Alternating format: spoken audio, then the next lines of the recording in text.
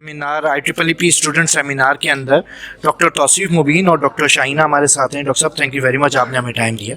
ये student seminar के ख़ास टॉपिक्स क्या थे और किस किस यूनिवर्सिटीज़ ने इसमें पार्टिसिपेट? सर, इसके अंदर हमारे पास अगर बात करेंगे 48 पेपर्स आए थे, जिसके अंदर हमने स्क्रूटनाइज करने के बाद उन पेपर को हमने एक्सेप्ट किया जो कि इंडस्ट्री के साथ कोलैबोरेशन के साथ काम परफॉर्म कर सकते हैं, उसको कमर्शलाइज किया जा सकता है।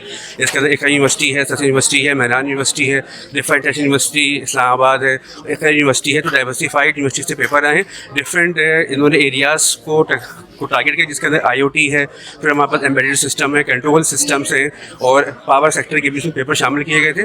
और बच्चे यहाँ पर आके उन्होंने प्रेजेंट किया in front of the audience और उनकी जो भी चीज़ें थी ताकि उनकी गाइडेंस के हिसाब से आगे उसको और बेहतर किया जा सके और इसको प्रोडक्ट में कन्वर्ट कराया जा सके। अच्छा डॉक्टर साहब, ये बताइएगा कि इस किस्म की कॉन्फ्रेंसेज जो है इंडस्ट्री और एकेडेमिया को करीब लाने में कितनी माविन होती है? बहुत ज़्यादा करीब लाने के लिए ये यूज़ की जा रही होती हैं।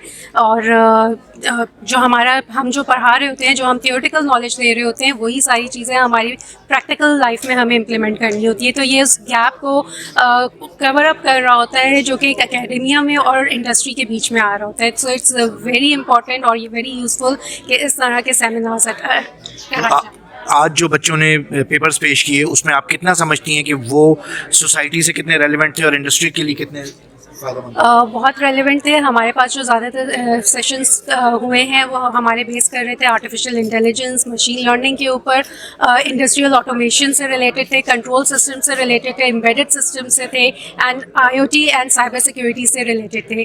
तो ये हमारा बहुत ही जो था हमारा सारे हमारी लेटेस्ट टेक्निक्स हमारी यूज़ हो रही होती हैं और उन्हीं से रिलेटेड हमारे पास पेपर्स आए थे और वो प्रेजेंट हुए थे।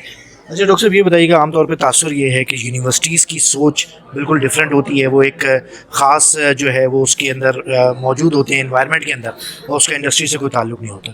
तो आप लोगों ने सर सैयद यूनिवर्सिटी ने इस हवाले से कुछ ख़ास इकदाम किए कि इंडस्ट्री के करीब हो सकें?